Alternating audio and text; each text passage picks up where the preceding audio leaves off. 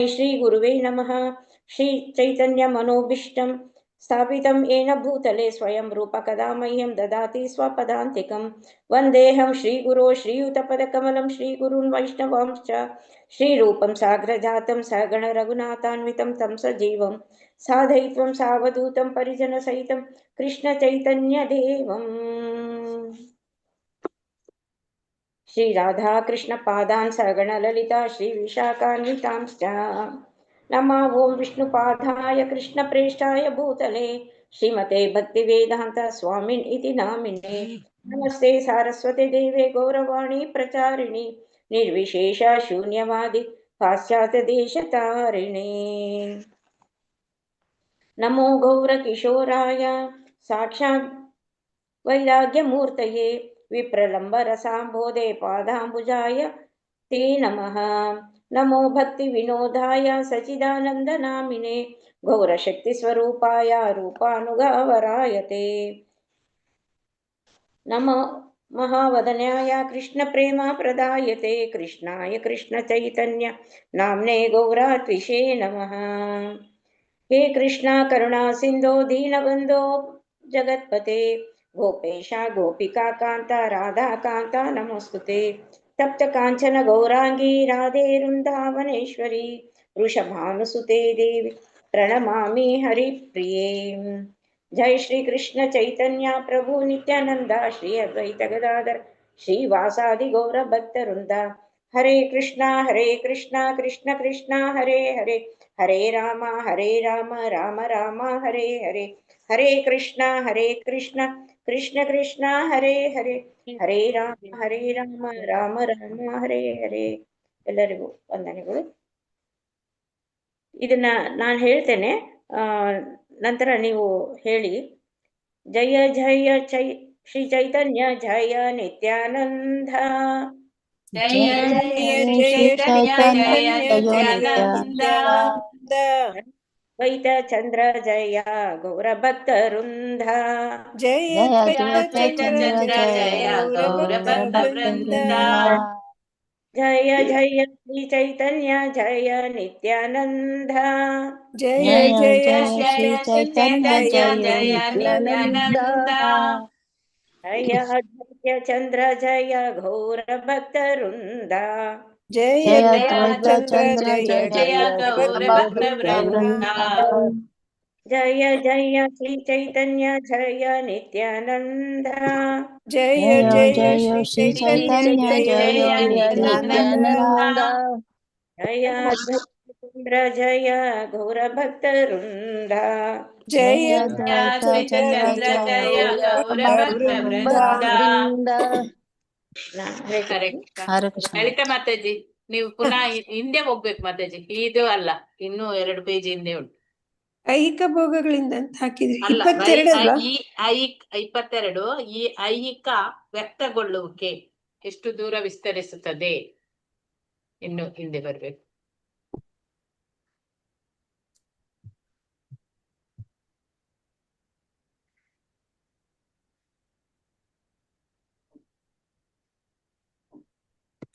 ಇಲ್ಲಲ್ಲ, ಅಲ್ಲೇ ಬರುತ್ತೆ ನೋಡಿ. ಮಾತಾಡಿ 22ನೇ ಪೇಜ್. 22ನೇ ಪೇಜ್ ಅದಿರೋದು. ಇಲ್ಲ, ಕೆಳಗೆ ಬನ್ನಿ, ಇನ್ನು ಬನ್ನಿ. ಇದಾಗಿದೆ ಅಲ್ವಾ? ಇಲ್ಲ, ಆಗ್ಲಿಲ್ಲ. ಇಲ್ಲಿ ಈ ಐಹಿಕ ವ್ಯಕ್ತಿಗೊಳ್ಳುವಿಕೆ. ನಿನ್ನೆ ರಾಜು ತಂಬಟ್ ಆಗಿತ್ತು ಅಂದ್ರೆ ಅಲ್ಲಿ ರಾಜು ತಂಬಟ್ ತನಕ ಆಗಿದೆ. ಉಷಾರಾಣಿ ಪ್ರಕಾಶ್ ಓದಿ. ಉಷಾರಾಣಿ. ಹರೇ ಕೃಷ್ಣ ಮಾತಾಜಿ. ಹರೇ ಕೃಷ್ಣ ಮಾತಾಜಿ. ಹರೇ ಕೃಷ್ಣ. ಈ ಐಹಿಕ ವ್ಯಕ್ತಗೊಳ್ಳುವಿಕೆ ಎಷ್ಟು ದೂರ ವಿಸ್ತರಿಸುತ್ತದೆ ಎಂದು ಕಲ್ಪನೆ ಮಾಡಿಕೊಳ್ಳುವುದೂ ಸಾಧ್ಯವಿಲ್ಲ. ಐಹಿಕ ಪ್ರಪಂಚದಲ್ಲಿ ಪ್ರತಿಯೊಂದನ್ನು ಕಲ್ಪನೆಗಳ ಮೂಲಕ ಅಥವಾ ಯಾವುದಾದರೊಂದು ದೋಷಯುಕ್ತ ರೀತಿಯಲ್ಲಿ ಲೆಕ್ಕಾಚಾರ ಹಾಕಲಾಗುತ್ತದೆ. ಆದರೆ ವೇದ ಸಾಹಿತ್ಯಗಳು ಐಹಿಕ ಲೋಕದ ಆಚೆ ಏನಿದೆ ಎನ್ನುವುದರ ಬಗ್ಗೆ ಸರಿಯಾದ ವಿವರಗಳನ್ನು ನೀಡುತ್ತವೆ. ಪ್ರಯೋಗ ಪರೀಕ್ಷೆಗಳ ಮೂಲಕ ಐಹಿಕ ಲೋಕದಾಚೆ ಇರುವುದರ ಬಗ್ಗೆ ವಿವರಗಳನ್ನು ಪಡೆದುಕೊಳ್ಳಲು ಸಾಧ್ಯವಿಲ್ಲವಾದ್ದರಿಂದ ಬರೀ ಪ್ರಯೋಗ ಪರೀಕ್ಷೆ ಜ್ಞಾನಗಳನ್ನು ಮಾತ್ರ ನಂಬುವವರು ವೇದ ಮೂಲ ನಿರ್ಣಯಗಳನ್ನು ಅನುಮಾನಿಸಬಹುದು. ಏಕೆಂದರೆ ಈ ಜನರಿಂದ ವಿಶ್ವವು ಎಲ್ಲಿಯವರೆಗೆ ಹರಡಿಕೊಂಡಿದೆ ಎನ್ನುವುದನ್ನು ಎಣಿಕೆ ಮಾಡಲು ಸಾಧ್ಯವಿಲ್ಲ, ಅಥವಾ ವಿಶ್ವದ ಒಂದು ಅಂಚನ್ನೂ ಮುಟ್ಟುವುದೂ ಸಾಧ್ಯವಿಲ್ಲ. ನಮ್ಮ ಆಲೋಚನಾ ಶಕ್ತಿಯನ್ನು ಮೀರುವುದಕ್ಕೆ ಅಚಿಂತ್ಯ ಎಂದು ಕರೆಯಲಾಗಿದೆ. ಈ ಅಚಿಂತ್ಯವನ್ನು ಆಲೋಚಿಸಲಾಗದ್ದು ಕುರಿತು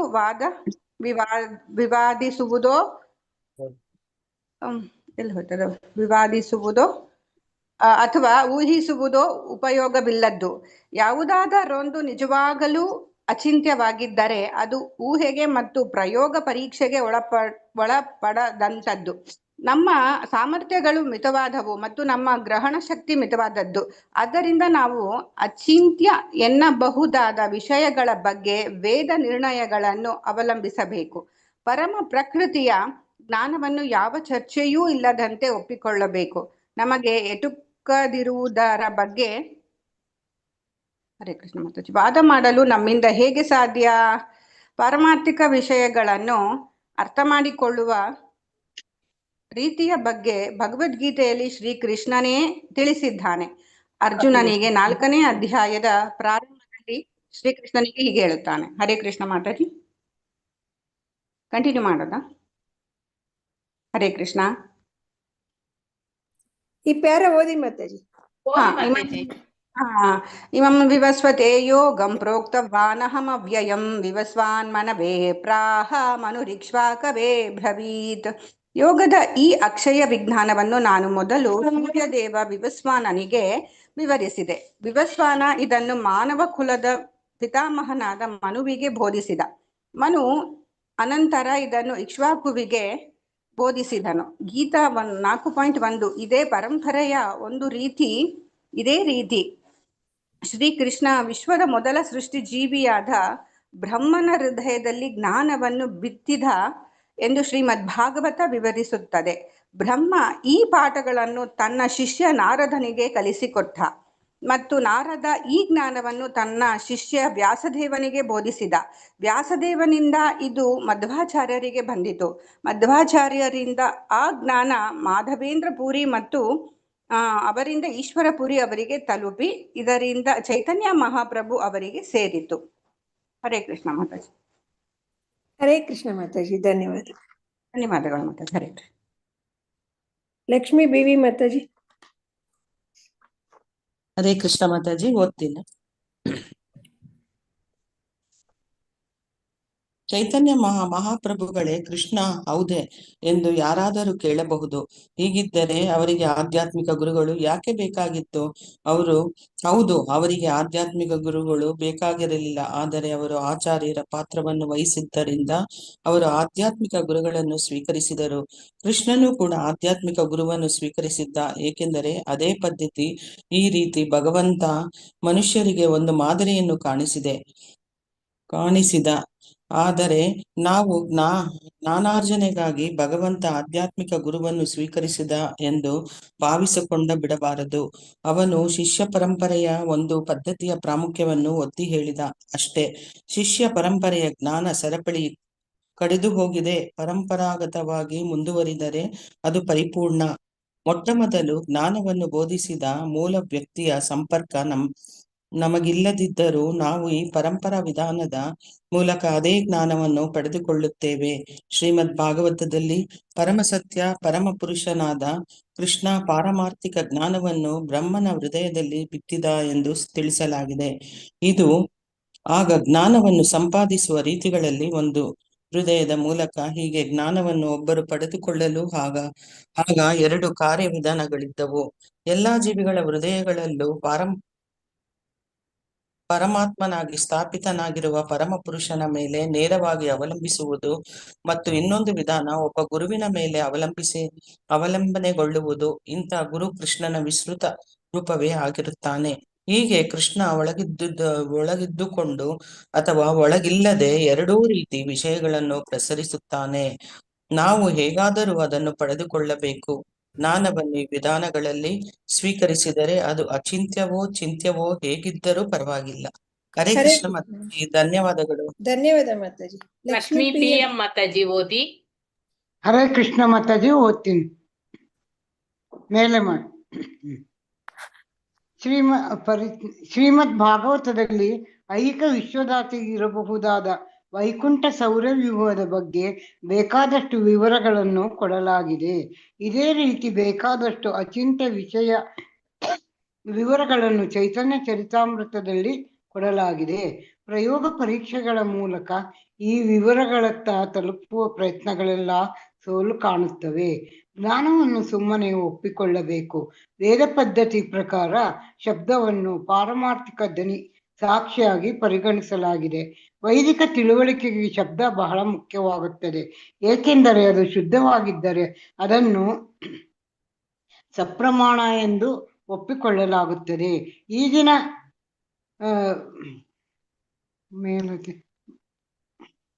ಈಗಿನ ಐಹಿಕ ಪ್ರಪಂಚದಲ್ಲೂ ಸಾವಿರಾರು ಮೈಲಿ ಕಿಲೋಮೀಟರ್ ದೂರಗಳಿಂದ ಟೆಲಿಫೋನ್ ಅಥವಾ ರೇಡಿಯೋಗಳ ಮೂಲಕ ಬರುವ ಬೇಕಾದಷ್ಟು ವಿಷಯ ವಿವರಗಳನ್ನು ನಾವು ಒಪ್ಪಿಕೊಳ್ಳುತ್ತೇವೆ. ಈ ರೀತಿ ನಾವು ಶಬ್ದವನ್ನು ನಮ್ಮ ದೈನಂದಿನ ಜೀವನದಲ್ಲಿ ಒಂದು ಸಾಕ್ಷಿಯಾಗಿ ಒಪ್ಪಿಕೊಂಡಿದ್ದೇವೆ. ಸಮಾಚಾರಗಳನ್ನು ತಿಳಿಸುವವರು ನಮಗೆ ಕಾಣಿಸದಿದ್ದರೂ ನಾವು ಅವರು ನೀಡಿದ ವಿವರಗಳನ್ನು ಶಬ್ದಗಳ ಆಧಾರದ ಮೇಲೆ ಒಪ್ಪಿಕೊಳ್ಳುತ್ತೇವೆ. ಶಬ್ದ ಕಂಪನ ಹೀಗೆ ವೈದಿಕ ಜ್ಞಾನವನ್ನು ಪ್ರಸರಿಸುವುದರಲ್ಲಿ ಬಹಳ ಮುಖ್ಯವಾಗಿದೆ. ಸ್ಕ್ರೋಲ್ ಮಾಡ್ತೀರಾ ಮಾತಾಡಿ. ವೇದಗಳು ನಮಗೆ ಈ ಸುವ್ಯವಸ್ಥಿತ ವಿಶ್ವವ್ಯೂಹದ ಆಚೆ ಆಧ್ಯಾತ್ಮಿಕ ಆಗಸದಲ್ಲಿ ಬೇಕಾದಷ್ಟು ಗ್ರಹಗಳಿವೆ ಎಂದು ತಿಳಿಸುತ್ತವೆ. ಈ ಭೌತಿಕ ವ್ಯಕ್ತತೆ ಇಡೀ ಸೃಷ್ಟಿಯ ಬರೀ ಒಂದು ಚಿಕ್ಕ ಭಾಗ ಎಂದು ಪರಿಗಣಿಸಲಾಗಿದೆ. ಈ ಭೌತಿಕ ವ್ಯಕ್ತತೆ ಈ ವಿಶ್ವವನ್ನಲ್ಲದೆ ಅನೇಕ ಇತರೆ ಗ್ರಹಗಳನ್ನು ಒಳಗೊಂಡಿದೆ. ಆದರೆ ಇವೆಲ್ಲ ಐಹಿಕ ಲೋಕಗಳು ಒಟ್ಟಾಗಿ ಸೇರಿದರೂ ಅದು ಇಡೀ ಸೃಷ್ಟಿಯ ಬರೀ ಕಾಲು ಭಾಗ ಮಾತ್ರವಾಗುತ್ತದೆ. ಉಳಿದ ಮುಕ್ಕಾಲು ಭಾಗ ಆಧ್ಯಾತ್ಮಿಕ ಆಗಸದಲ್ಲಿ ಸೇರಿಕೊಂಡಿದೆ. ಆ ಆಗಸದಲ್ಲಿ ಅಸಂಖ್ಯಾತ ಗ್ರಹಗಳು ತೇಲುತ್ತಿರುತ್ತವೆ ಮತ್ತು ಇವುಗಳನ್ನು ವೈಕುಂಠ ಲೋಕಗಳೆಂದು ಕರೆಯುತ್ತಾರೆ. ಪ್ರತಿಯೊಂದು ವೈಕುಂಠ ಲೋಕದಲ್ಲೂ ನಾರಾಯಣ ತನ್ನ 4 ವಿಸ್ತರಣೆಗಳಾದ ಸಂಕರ್ಷಣ, ಪ್ರದ್ಯುಮ್ನ, ಅನಿರುದ್ಧ ಮತ್ತು ವಾಸುದೇವ ಇವುಗಳೊಂದಿಗೆ ಉಪಸ್ಥಿತನಿರುತ್ತಾನೆ. ಈ ಸಂಕರ್ಷಣನೇ ಶ್ರೀ ನಿತ್ಯಾನಂದರು ಎಂದು ಕೃಷ್ಣದಾಸ ಕವಿರಾಜರು ಚೈತನ್ಯ ಚರಿತಾಮೃತದ 8ನೇ ಶ್ಲೋಕದಲ್ಲಿ ಹೇಳುತ್ತಾರೆ. ಹರೇ ಕೃಷ್ಣ ಮಾತಾಜಿ. ಹರೇ ಕೃಷ್ಣ ಮಾತಾಜಿ, ಧನ್ಯವಾದಗಳು. ಲಲಿತಾ ಮಾತಾಜಿ ಓದಿ ನೀವು. ಹರೇ ಕೃಷ್ಣ ಮಾತಾಜಿ. ಈ ಮೊದಲು ತಿಳಿಸಿದಂತೆ ಭೌತಿಕ ಲೋಕಗಳನ್ನೆಲ್ಲ ಸ್ಪಷ್ಟಪಡಿಸಿದ್ದು ಪರಮಾತ್ಮ ಮಹಾವಿಷ್ಣುವಿನ ರೂಪದಲ್ಲಿ ಗಂಡ ಮತ್ತು ಹೆಂಡತಿ ಸಂತಾನಕ್ಕಾಗಿ ಒಟ್ಟಾಗಿ ಸೇರುವ ಹಾಗೆ ಮಹಾವಿಷ್ಣು ತನ್ನ ಹೆಂಡತಿ ಮಾಯೆಯೊಂದಿಗೆ ಬೆರೆಯುತ್ತಾನೆ. ಇದನ್ನು ಭಗವದ್ಗೀತೆಯಲ್ಲಿ 14.4 ಕೃಷ್ಣ ಖಚಿತಪಡಿಸಿದ್ದಾನೆ. ಸರ್ವಯೋನಿಷು ಕೌಂತೆಯ ಮೂರ್ತಯ ಸಂಭವಂತಿಯ ತಾಸಾಂ ಬ್ರಹ್ಮ ಮಹದ್ಯೋನಿಹಿ ಅಹಂ ಬೀಜ ಪ್ರದಪಿತ. ಓ ಕುಂತಿ ಪುತ್ರನೇ, ಜೀವನದ ಎಲ್ಲಾ ಜೀವರಾಶಿಗಳು ಈ ಐಹಿಕ ಪ್ರಪಂಚದಲ್ಲಿ ಜನ್ಮ ತಾಳಿಯೇ ಪ್ರಕಟವಾಗುತ್ತವೆ ಎನ್ನುವುದನ್ನು ಮತ್ತೆ ನಾನು ಬೀಜ ಪ್ರದಾನ ಮಾಡುವ ತಂದೆ ಎಂದು ಅರ್ಥ ಮಾಡಿಕೊಳ್ಳಬೇಕು. ವಿಷ್ಣು ಐಹಿಕ ಪ್ರಕೃತಿಯಾದ ಮಾಯೆಯನ್ನು ಬರೀ ಅವಳನ್ನು ದೃಷ್ಟಿಸಿದ ಮಾತ್ರದಿಂದಲೇ ಗರ್ಭಿಣಿಯಾಗಿಸುತ್ತಾನೆ. ಇದೇ ಆಧ್ಯಾತ್ಮಿಕ ವಿಧಾನ. ಲೌಕಿಕವಾಗಿ ನಮಗೆ ನಮ್ಮ ದೇಹದ ಬರೀ ಒಂದು ಭಾಗದಿಂದ ಮಾತ್ರ ಗರ್ಭಧಾನ ಮಾಡಲು ಸಾಧ್ಯ. ಆದರೆ ಭಗವಂತ ಕೃಷ್ಣ ಅಥವಾ ಮಹಾವಿಷ್ಣು ಯಾವ ಭಾಗವಾದ ಮೂಲಕವಾದರೂ ಗರ್ಭ ತುಂಬಿಸಬಲ್ಲ. ಸುಮ್ಮನೆ ಭಗವಂತನು ನೋಡುವುದರಿಂದಲೇ ಐಹಿಕ ಪ್ರಕೃತಿಯಲ್ಲಿ ಲೆಕ್ಕವಿಲ್ಲದಷ್ಟು ಜೀವಿಗಳ ಗರ್ಭ ತುಂಬಿ ಹೋಗುತ್ತದೆ. ಭಗವಂತನ ಆಧ್ಯಾತ್ಮಿಕ ಶರೀರ ಎಷ್ಟು ಶಕ್ತಿಯುತವೆಂದರೆ ಆತನ ದೇಹದ ಯಾವ ಭಾಗವಾದರೂ ಬೇರೆ ಯಾವ ಭಾಗದ ಕ್ರಿಯೆಯನ್ನು ಬೇಕಾದರೂ ಮಾಡುವಂಥದ್ದು ಎಂದು ಬ್ರಹ್ಮ ಸಂಹಿತೆ ಖಚಿತಗೊಳಿಸುತ್ತದೆ. ನಾವು ಬರೀ ನಮ್ಮ ಕೈಗಳು ಮತ್ತು ಚರ್ಮದ ಮೂಲಕ ಮಾತ್ರ ಸ್ಪರ್ಶಿಸಬಹುದು. ಆದರೆ ಕೃಷ್ಣ ಬರೀ ನೋಟದಿಂದಲೇ ಸ್ಪರ್ಶಿಸಬಲ್ಲ. ನಾವು ನಮ್ಮ ಕಣ್ಣುಗಳಿಂದ ಮಾತ್ರ ನೋಡಲು ಸಾಧ್ಯ. ಆದರೆ ಇದರಿಂದ ಮುಟ್ಟಲು ಅಥವಾ ವಾಸನೆ ನೋಡಲು ನಮ್ಮಿಂದ ಸಾಧ್ಯವಿಲ್ಲ. ಆದರೆ ಕೃಷ್ಣ ತನ್ನ ಕಣ್ಣುಗಳಿಂದಲೂ ಆಘ್ರಾಣಿಸಬಲ್ಲ ಮತ್ತು ಆಹಾರ ಸೇವಿಸಬಲ್ಲ. ಕೃಷ್ಣನಿಗೆ ಭೋಜನವನ್ನು ಸಮರ್ಪಿಸಿದಾಗ ಅವನು ತಿನ್ನುವುದನ್ನು ನೋಡಲು ನಮಗೆ ಆಗುವುದಿಲ್ಲ. ಆದರೆ ಅವನು ಬರೀ ನಸು ನೋಟದಿಂದಲೇ ಊಟ ಮಾಡುತ್ತಾನೆ. ಸಮಸ್ತವು ಆಧ್ಯಾತ್ಮಿಕವೇ ಆಗಿರುವ ಆಧ್ಯಾತ್ಮಿಕ ಪ್ರಪಂಚದಲ್ಲಿ ಕೆಲಸಗಳು ಹೇಗೆ ಜರುಗುತ್ತವೆ ಎಂದು ಕಲ್ಪಿಸಿಕೊಳ್ಳಲು ನಮ್ಮಿಂದ ಸಾಧ್ಯವಿಲ್ಲ. ಅಂದರೆ ಕೃಷ್ಣ ಏನು ತಿನ್ನುವುದಿಲ್ಲ ಎಂದೇನಿಲ್ಲ, ಅಥವಾ ಅವನು ತಿನ್ನುತ್ತಾನೆ ಎಂದು ಬೇಕಾದರೆ ನಾವು ಕಲ್ಪಿಸಿಕೊಳ್ಳಬಹುದು. ಅವನು ವಾಸ್ತವವಾಗಿ ತಿನ್ನುತ್ತಾನೆ, ಆದರೆ ಅವನ ತಿನ್ನುವಿಕೆ ನಮಗಿಂತಲೂ ಭಿನ್ನ. ನಾವು ಸಂಪೂರ್ಣವಾಗಿ ಆಧ್ಯಾತ್ಮಿಕ ದಿಬ್ಬದ ಮೇಲಿದ್ದಾಗ ನಮ್ಮ ಆಹಾರ ಸೇವನೆ ರೀತಿ ಅವನ ರೀತಿಯಂತಿರುತ್ತದೆ. ಇಂಥ ದಿಬ್ಬದ ಮೇಲೆ ದೇಹದ ಪ್ರತಿಯೊಂದು ಭಾಗವು ಬೇರೆಲ್ಲ ಭಾಗಗಳ ಪರವಾಗಿ ಕೆಲಸ ಮಾಡಬಹುದು. ಹರೇ ಕೃಷ್ಣ ಮಾತಾಜಿ. ಚಿತ್ರಮೋಹಿನಿ ಮಾತಾಜಿ. ಹರೇ ಕೃಷ್ಣ. ಹರೇ ಕೃಷ್ಣ ಮಾತಾಜಿ. ಹರೇ ಕೃಷ್ಣ.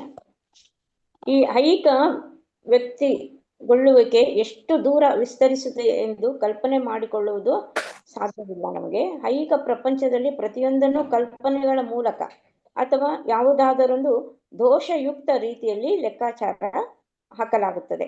ಆದರೆ ವೇದ ಸಾಹಿತ್ಯಗಳು ಐಹಿಕ ಲೋಕದ ಆಚೆ ಏನಿದೆ ಎನ್ನುವುದರ ಬಗ್ಗೆ ಸರಿಯಾದ ವಿವರಗಳನ್ನ ನೀಡುತ್ತೆ.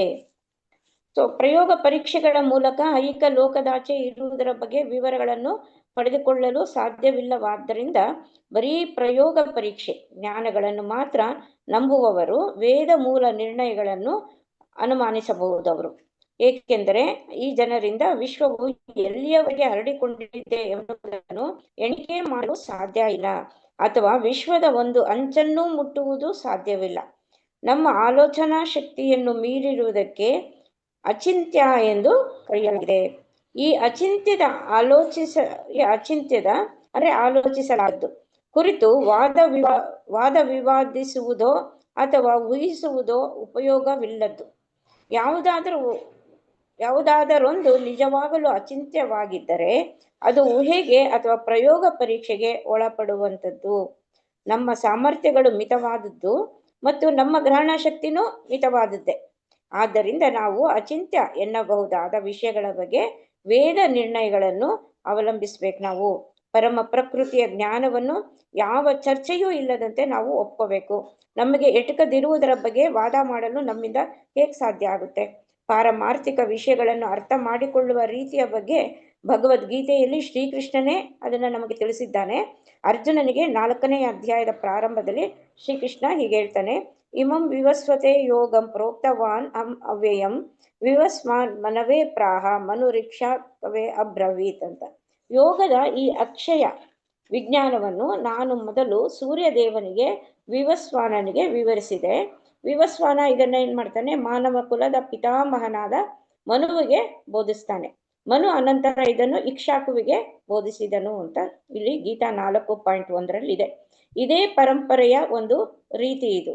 ಇದೇ ರೀತಿ ಶ್ರೀಕೃಷ್ಣ ವಿಶ್ವದ ಮೊದಲ ಸೃಷ್ಟಿ ಜೀವಿಯಾದ ಬ್ರಹ್ಮನ ಹೃದಯದಲ್ಲಿ ಜ್ಞಾನವನ್ನು ಬಿತ್ತಿದ ಎಂದು ಶ್ರೀಮದ್ ಭಾಗವತದಲ್ಲಿ ವಿವರಿಸುತ್ತದೆ. ಬ್ರಹ್ಮ ಈ ಪಾಠಗಳನ್ನು ತನ್ನ ಶಿಷ್ಯ ನಾರದನಿಗೆ ಕಲಿಸಿಕೊಟ್ಟ ಮತ್ತು ನಾರದ ಈ ಜ್ಞಾನವನ್ನು ತನ್ನ ಶಿಷ್ಯ ವ್ಯಾಸದೇವನಿಗೆ ಬೋಧಿಸಿದ.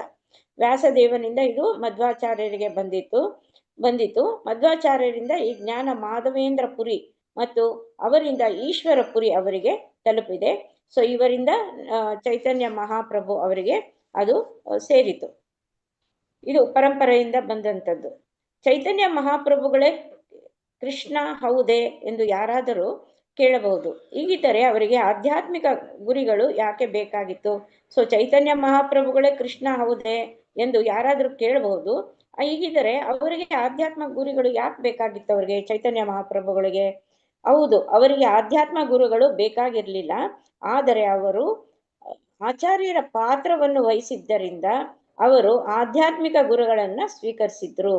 ಕೃಷ್ಣನು ಕೂಡ ಅಷ್ಟೇ ಆಧ್ಯಾತ್ಮಿಕ ಗುರುವನ್ನು ಸ್ವೀಕರಿಸಿದ್ದ, ಅವನು ಸಾಂದೀಪಿನಿ ಅಂತ. ಏಕೆಂದರೆ ಅದೇ ಪದ್ಧತಿ. ಈ ರೀತಿ ಭಗವಂತ ಮನುಷ್ಯರಿಗೆ ಒಂದು ಮಾದರಿಯನ್ನು ಕಾಣಿಸಿದ. ಸೊ ಒಂದು ಮಾದರಿಗಾಗಿ ಮನುಷ್ಯರು ಅದನ್ನೇ ಫಾಲೋ ಮಾಡ್ಬಿಡ್ತಾರೆ. ಹಾಗಾಗಿ ಭಗವಂತ ಇದು ಒಂದು ಮಾದರಿಯಾಗಿ ಕಾಣಿಸ್ತ. ಅವ್ರಿಗೆ ಯಾರು ಗುರು ಬೇಕಾಗಿರ್ಲಿಲ್ಲ ಅವ್ರಿಗೆ, ಬಟ್ ಇದು ಮಾದರಿಯಾಗಿ ನಮಗೋಸ್ಕರನೇ ಇದನ್ನು ಮಾಡಿದ್ದು. ಆದರೆ ನಾವು ಜ್ಞಾನಾರ್ಜನೆಗಾಗಿ ಭಗವಂತ ಆಧ್ಯಾತ್ಮಿಕ ಗುರುವನ್ನು ಸ್ವೀಕರಿಸಿದ ಎಂದು ಭಾವಿಸಿಕೊಂಡು ಬಿಡಬಾರದು. ಅವನು ಶಿಷ್ಯ ಪರಂಪರೆಯ ಒಂದು ಪದ್ಧತಿಯ ಪ್ರಾಮುಖ್ಯತೆಯನ್ನು ಒತ್ತಿ ಹೇಳಿದ ಅಷ್ಟೇ. ಶಿಷ್ಯ ಪರಂಪರೆಯ ಜ್ಞಾನ ಸರಪಳಿ ಕಡಿದು ಹೋಗದೆ ಪರಂಪರಾಗತವಾಗಿ ಮುಂದುವರಿದರೆ ಅದು ಪರಿಪೂರ್ಣ ಮೊಟ್ಟ ಮೊದಲು ಜ್ಞಾನವನ್ನು ಬೋಧಿಸಿದ ಮೂಲ ವ್ಯಕ್ತಿಯ ಸಮರ್ಪಕ ನಮಗಿಲ್ಲದಿದ್ದರೂ ನಾವು ಈ ಪರಂಪರಾ ವಿಧಾನದ ಮೂಲಕ ಅದೇ ಜ್ಞಾನವನ್ನು ನಾವು ಪಡ್ಕೊಳ್ತೇವೆ. ಸೊ ಹಾಗಾಗಿ ನಮಗೆ ಪರಂಪರೆಯಿಂದ ಬಂದಂತ ಒಂದು ಶಿಕ್ಷಣ ನಮಗೆ ಬೇಕಾಗುತ್ತೆ. ಸೊ ಶ್ರೀಮದ್ ಭಾಗವತದಲ್ಲಿ ಪರಮ ಸತ್ಯ ಪರಮ ಪುರುಷನಾದ ಕೃಷ್ಣ ಪಾರಮಾರ್ಥಿಕ ಜ್ಞಾನವನ್ನು ಅವನು ಬ್ರಹ್ಮ ಹೃದಯದಲ್ಲಿ ಬಿತ್ತಿದ ಎಂದು ತಿಳಿಸಲಾಗಿದೆ. ಇದು ಆಗ ಜ್ಞಾನವನ್ನು ಸಂಪಾದಿಸುವಲ್ಲಿ ಒಂದಾಗಿತ್ತು, ಹೃದಯದ ಮೂಲಕ. ಹೀಗೆ ಜ್ಞಾನವನ್ನು ಒಬ್ಬರು ಪಡೆದುಕೊಳ್ಳಲು ಆಗ 2 ಕಾರ್ಯವಿಧಾನಗಳಿದ್ವಂತೆ. ಎಲ್ಲಾ ಜೀವಿಗಳ ಹೃದಯಗಳಲ್ಲೂ ಪರಮಾತ್ಮನಾಗಿ ಸ್ಥಾಪಿತನಾಗಿರುವ ಪರಮ ಪುರುಷನ ಮೇಲೆ ನೇರವಾಗಿ ಅವಲಂಬಿಸುವುದು, ಮತ್ತು ಇನ್ನೊಂದು ವಿಧಾನ ಅಂದ್ರೆ ಒಬ್ಬ ಗುರುವಿನ ಮೇಲೆ ಅವಲಂಬನೆಗೊಳ್ಳೋದು. ಇಂಥ ಗುರು ಕೃಷ್ಣನ ವಿಸ್ತೃತ ರೂಪವೇ ಆಗಿರುತ್ತಾನೆ. ಹೀಗೆ ಕೃಷ್ಣ ಒಳಗಿದ್ದುಕೊಂಡು ಅಥವಾ ಒಳಗಿಲ್ಲದೆ 2 ರೀತಿ ವಿಷಯಗಳಲ್ಲಿ ಅವನು ಪ್ರಸರಿಸುತ್ತಾನೆ. ನಾವು ಹೇಗಾದರೂ ಅದನ್ನು ಪಡೆದುಕೊಳ್ಳಲೇಬೇಕು. ಜ್ಞಾನವನ್ನು ಈ ವಿಧಾನಗಳಲ್ಲಿ ಸ್ವೀಕರಿಸಿದರೆ ಅದು ಅಚಿಂತ್ಯವೋ ಚಿಂತ್ಯವೋ ಹೇಗಿದ್ದರೂ ಪರವಾಗಿಲ್ಲ. ಸೊ ನಾವು ಪರಂಪರೆಯಿಂದ ಶ್ರೀ ಗುರುಗಳ ಮೂಲಕ ನಾವು ಇದನ್ನ ತಿಳಿಬೇಕು, ಎಲ್ಲಾ ಜ್ಞಾನವನ್ನ ನಾವು ತಿಳ್ಕೊಂಡು ಹೋಗ್ಬೇಕು. ಶ್ರೀಮದ್ ಭಾಗವತದಲ್ಲಿ ಐಹಿಕ ವಿಶ್ವದಾಚೆ ಇರಬಹುದಾದ ವೈಕುಂಠ ಸೌರ್ಯವ್ಯೂಹದ ಬಗ್ಗೆ ಬೇಕಾದಷ್ಟು ವಿವರಗಳನ್ನ ಕೊಡಲಾಗಿದೆ. ಇದೇ ರೀತಿ ಬೇಕಾದಷ್ಟು ಅಚಿಂತ್ಯ ವಿಷಯ ವಿವರಗಳನ್ನು ಚೈತನ್ಯ ಚರಿತಾಮೃತದಲ್ಲಿ ಕೊಡಲಾಗಿದೆ. ಪ್ರಯೋಗ ಪರೀಕ್ಷೆಗಳ ಮೂಲಕ ಈ ವಿವರಗಳ ತಲುಪುವ ಪ್ರಯತ್ನಗಳೆಲ್ಲ ಸೋಲು ಕಾಣುತ್ತವೆ. ಜ್ಞಾನವನ್ನು ಸುಮ್ಮನೆ ಒಪ್ಪಿಕೊಳ್ಳಬೇಕು. ವೇದ ಪದ್ಧತಿ ಪ್ರಕಾರ ಶಬ್ದವನ್ನು ಪಾರಮಾರ್ಥಿಕ ಧ್ವನಿ ಸಾಕ್ಷಿಯಾಗಿ ಪರಿಗಣಿಸಲಾಗಿದೆ. ವೈದಿಕ ತಿಳುವಳಿಕೆಗೆ ಶಬ್ದ ಬಹಳ ಮುಖ್ಯವಾಗಿರುತ್ತೆ, ಏಕೆಂದರೆ ಅದು ಶುದ್ಧವಾಗಿದ್ದರೆ ಅದನ್ನು ಸಪ್ರಮಾಣ ಎಂದು ಒಪ್ಪಿಕೊಳ್ಳಲಾಗುತ್ತೆ.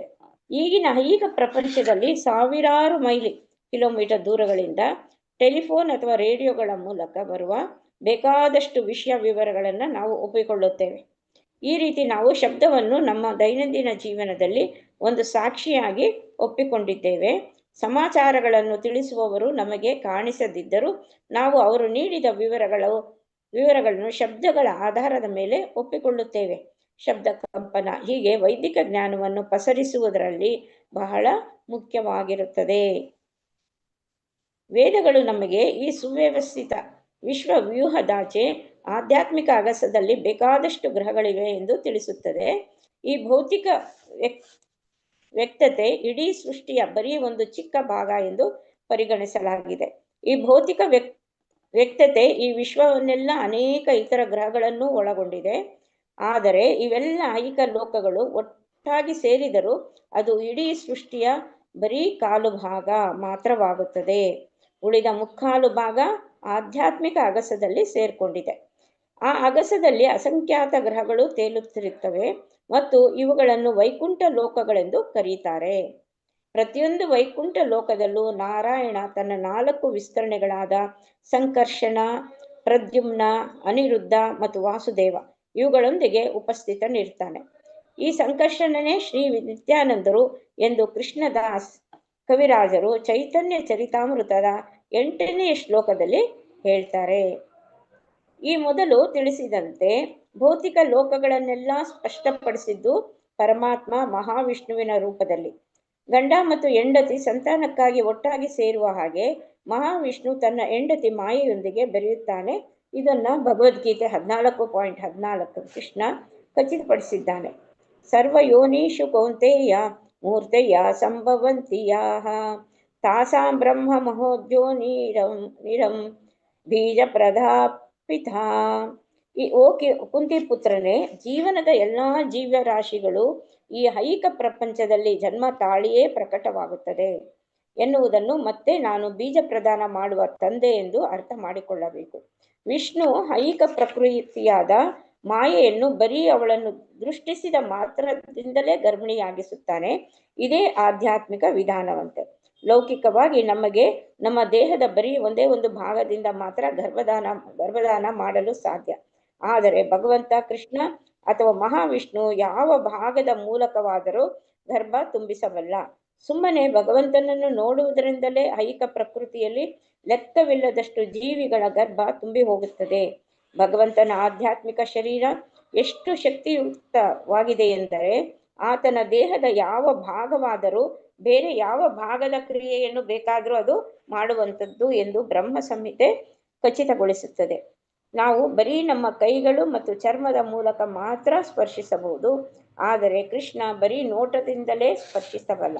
ನಾವು ನಮ್ಮ ಕಣ್ಣುಗಳಿಂದ ಮಾತ್ರ ನೋಡಲು ಸಾಧ್ಯ, ಆದರೆ ಇದರಿಂದ ಮುಟ್ಟಲು ಅಥವಾ ವಾಸನೆ ನೋಡಲು ನಮ್ಮಿಂದ ಸಾಧ್ಯವಿಲ್ಲ. ಆದರೆ ಕೃಷ್ಣ ತನ್ನ ಕಣ್ಣುಗಳಿಂದಲೂ ಆಘ್ರಾಣಿಸಬಲ್ಲ ಮತ್ತು ಆಹಾರ ಸೇವಿಸಬಲ್ಲ.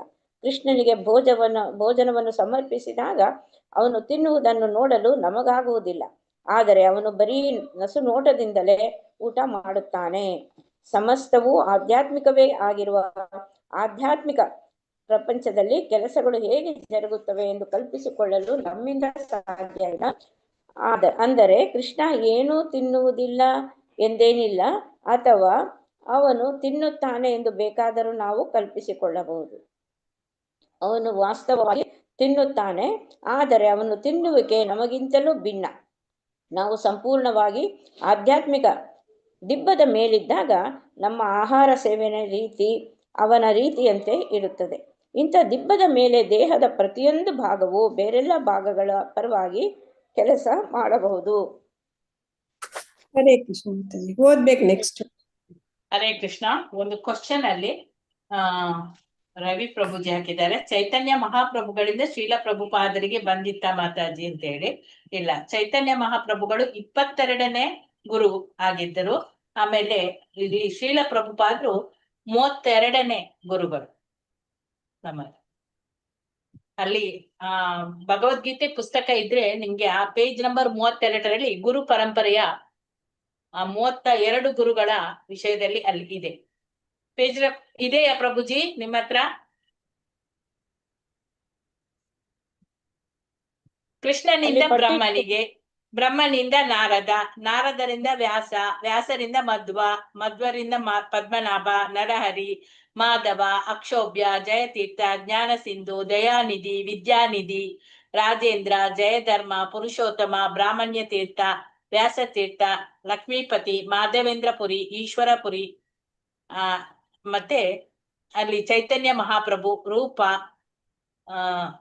ರಘುನಾಥ ಮತ್ತೆ ಜೀವ ಗೋಸ್ವಾಮಿ, ಕೃಷ್ಣ ದಾಸ, ನರೋತ್ತಮ, ವಿಶ್ವನಾಥ ಹಾಗೂ ಜಗನ್ನಾಥ, ಭಕ್ತಿ ವಿನೋದ ಠಾಕೂರರು, ಹಾಗೆ ಗೌರ ಕಿಶೋರ ದಾಸ್, ಭಕ್ತಿ ಸಿದ್ಧಾಂತ ಸರಸ್ವತಿ, ಮತ್ತೆ AC ಭಕ್ತಿ ವೇದಾಂತ ಶ್ರೀಲ ಪ್ರಭುಪಾದ. ಹೀಗೆ ಗುರು ಪರಂಪರೆಯಿಂದ ಬಂದಿದೆ. ಓಕೆ, ನೆಕ್ಸ್ಟ್ ಯಾರು ಓದ್ಬೇಕಂದ್ರೆ ಲೋಕ ಜೀವನಿ ಶ್ರೀ ಲಕ್ಷ್ಮೀ ದೇವಿ ದಾಸಿ. ಹರೇ ಕೃಷ್ಣ ಮಾತಾಜಿ. ಹರೇ ಕೃಷ್ಣ ಮಾತಾಜಿ. ಸೃಷ್ಟಿಸಲು ವಿಷ್ಣುವಿಗೆ ಏನು ಬೇಕಾಗಿಲ್ಲ. ಬ್ರಹ್ಮನಿಗೆ ಜನ್ಮ ಕೊಡಲು ಅವನಿಗೆ ಲಕ್ಷ್ಮೀ ದೇವಿಯ ಅಗತ್ಯವಿಲ್ಲ. ಬ್ರಹ್ಮ ಹುಟ್ಟಿದ್ದು ವಿಷ್ಣುವಿನ ನಾಭಿಯಿಂದ, ಅರಳಿದ ಕಮಲದ ಹೂವಿನಿಂದ. ಲಕ್ಷ್ಮೀದೇವಿ ವಿಷ್ಣುವಿನ ಪಾದದ ಬಳಿ ಕುಳಿತು ಅವನನ್ನು ಸೇವಿಸುತ್ತಾಳೆ. ಈ ಐಹಿಕ ಪ್ರಪಂಚದಲ್ಲಿ ಲೈಂಗಿಕ ಸಂಬಂಧ ಮಕ್ಕಳನ್ನು ಸೃಷ್ಟಿಸಲು ಬೇಕೇ ಬೇಕು. ಆದರೆ ಆಧ್ಯಾತ್ಮಿಕ ಪ್ರಪಂಚದಲ್ಲಿ ಒಬ್ಬ ತನ್ನ ಹೆಂಡತಿಯ ಸಹಾಯವಿಲ್ಲದೆಯೇ ತನಗಿಷ್ಟ ಬಂದಷ್ಟು ಮಕ್ಕಳನ್ನು ಸೃಷ್ಟಿಸಲು ಸಾಧ್ಯ. ಆದುದರಿಂದ ಅಲ್ಲಿ ಲೈಂಗಿಕ ಸೇರುವಿಕೆ ಇಲ್ಲ. ನಮಗೆ ಆಧ್ಯಾತ್ಮಿಕ ಶಕ್ತಿಯೊಂದಿಗೆ ಅನುಭವವಿಲ್ಲದಿರುವುದರಿಂದ ಬ್ರಹ್ಮನ್ ಹುಟ್ಟು ವಿಷ್ಣುವಿನ ನಾಭಿಯಿಂದಾಯಿತು ಎನ್ನುವುದನ್ನು ಒಂದು ಕಪೋಲ ಕಲ್ಪಿತ ಕತೆ ಎಂದು ಭಾವಿಸಿ ಬಿಡುತ್ತೇವೆ.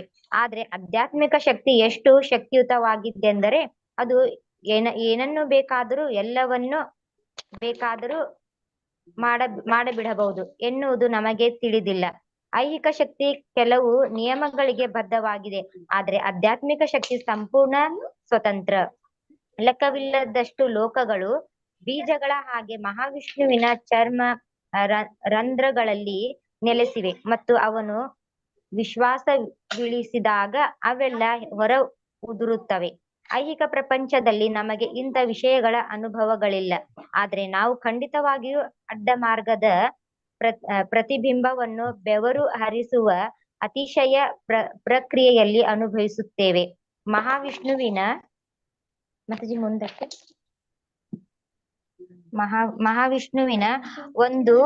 ಮಹಾವಿಷ್ಣುವಿನ ಒಂದು ಉಸಿರಿನ ಕಾಲಮಾನವನ್ನು ಕಲ್ಪಿಸಿಕೊಳ್ಳಲು ನಮ್ಮಿಂದ ಸಾಧ್ಯವಿಲ್ಲ. ಆದರೆ ಆ ಒಂದು ಉಸಿರಿನಲ್ಲಿ ಎಲ್ಲ ಲೋಕಗಳು ಸೃಷ್ಟಿಯಾಗುತ್ತವೆ. ಇದನ್ನು ಬ್ರಹ್ಮ ಸಂಹಿತೆಯಲ್ಲಿ ವಿವರಿಸಲಾಗಿದೆ. ಬ್ರಹ್ಮದೇವರು ಉಳಿಯುವುದು ದೇವರ ಬರೀ ಒಂದು ಉಸಿರಿನ ಸಮಯದವರೆಗೆ ಮಾತ್ರ ಮತ್ತು ಮನುಷ್ಯ ಕಾಲಮಾನದ 4,32,00,000 ವರ್ಷಗಳು. ಬ್ರಹ್ಮನ್ ಬರೀ 12 ಗಂಟೆಗಳಾಗುತ್ತವೆ. ಮತ್ತೆ ಬ್ರಹ್ಮ ತನ್ನ ಲೆಕ್ಕಾಚಾರದ 100 ವರ್ಷ ಜೀವಿಸಿರುತ್ತಾನೆ. ಹೀಗಿದ್ದರೂ ಬ್ರಹ್ಮನ್ ಇಡೀ ಆಯಸ್ಸು ಮಹಾವಿಷ್ಣುವಿನ ಒಂದೇ ಒಂದು ಉಸಿರಿನೊಳಗೆ ಅಡಕವಾಗಿದೆ. ಅಂತೆಯೇ ಶ್ರೀ ನಿತ್ಯಾನಂದರ ಭಾಗಾಂಶವೇ ಆಗಿರುವ ಮಹಾವಿಷ್ಣುವಿನ ಉಸಿರಾಟದ ಸಾಮರ್ಥ್ಯವನ್ನು ಕಲ್ಪಿಸಿಕೊಳ್ಳಲು ನಮ್ಮಿಂದ ಸಾಧ್ಯವಿಲ್ಲ. ಇದನ್ನು ಚೈತನ್ಯ ಚರಿತಾಮೃತ ಲೇಖಕರು 9ನೆಯ ಶ್ಲೋಕದಲ್ಲಿ ವಿವರಿಸಿದ್ದಾರೆ. ಮತ್ತೆ ಹರೇ ಕೃಷ್ಣ ಮಾತಾಜಿ. ಹರೇ ಕೃಷ್ಣ. ಮಂಜುಳಾ ಎ ಮಾತಾಜಿ ಓದಿ. ಧನ್ಯವಾದಗಳು ಮಾತಾಜಿ. ಧನ್ಯವಾದಗಳು. ಹರೇ ಕೃಷ್ಣ ಮಾತಾಜಿ. ಹರೇ ಕೃಷ್ಣ. ಅದು 432 ಕೋಟಿನಾ? 432 ಕೋಟಿ. ಕೋಟಿ ಅಲ್ಲ, ಬಿಲಿಯನ್. ಕೋಟಿ ಅಲ್ಲ, ಅದು ಬಿಲಿಯನ್. 40 ಬಿಲಿಯನ್ ಬರ್ತದೆ. ಕೋಟಿ ಮಾತಾಜಿ. 432 ಕೋಟಿ. 7 ಇದೆಯಲ್ಲ. 432 ಕೋಟಿ. 432 ಕೋಟಿ. ಅದೇ 432 ಕೋಟಿ. 32 ಕೋಟಿ. ಹೌದು ಮಾತಾಜಿ. ಅವರು 4 ಬಿಲಿಯನ್ 320 ಮಿಲಿಯನ್ ಅಂತಾರೆ. ಓಕೆ, ಹೌದು, ಬಿಲಿಯನ್. 10ನೆಯ ಅಲ್ಲಿಂದನಾ ಮಾತಾಜಿ? ಹೌದು. 10ನೆಯ ಮತ್ತು 11ನೆಯ ಶ್ಲೋಕಗಳಲ್ಲಿ ಕೃಷ್ಣದಾಸ ಕವಿರಾಜರು ಮಹಾವಿಷ್ಣುವಿನ ಮುಂದಿನ ಸಂಪೂರ್ಣ ವಿಸ್ತರಣೆಗಳಾದ ಗರ್ಭೋದಕಶಾಹಿ ವಿಷ್ಣು ಮತ್ತು ಕ್ಷೀರೋದಕಶಾಹಿ ವಿಷ್ಣು ಕುರಿತು ವಿವರಿಸುತ್ತಾರೆ. ಗರ್ಭೋದಕಶಾಹಿ ವಿಷ್ಣುವಿನ ನಾಭಿಯಿಂದ ಪುಟಿದೆದ್ದ ಕಮಲದ ಹೂವಿನಲ್ಲಿ ಬ್ರಹ್ಮ ಅವತರಿಸುತ್ತಾನೆ ಮತ್ತು ಕಮಲದ ಕಾಂಡದ ಸುತ್ತಲೂ ಅನೇಕಾನೇಕ ಸೌರವ್ಯೂಹಗಳು. ಅನಂತರ ಬ್ರಹ್ಮ ಇಡೀ ಮಾನವ ಕುಲವನ್ನು ಮತ್ತು ಪ್ರಾಣಿ ಸಂಕುಲವನ್ನು ಸೃಷ್ಟಿಸುತ್ತಾನೆ. ಕ್ಷೀರೋದಕಶಾಹಿ ವಿಷ್ಣು ತಾನೇ ನಿಯಂತ್ರಿಸುತ್ತಿರುವ ಮತ್ತು ಸಂರಕ್ಷಿಸುತ್ತಿರುವ ಬ್ರಹ್ಮಾಂಡದಲ್ಲಿ ಕ್ಷೀರ ಸಮುದ್ರದ ಮೇಲೆ ಪವಡಿಸಿರುತ್ತಾನೆ. ಹೀಗೆ ಸ್ಕ್ರೀನ್ ಹೋಯ್ತು ಮಾತಾಜಿ.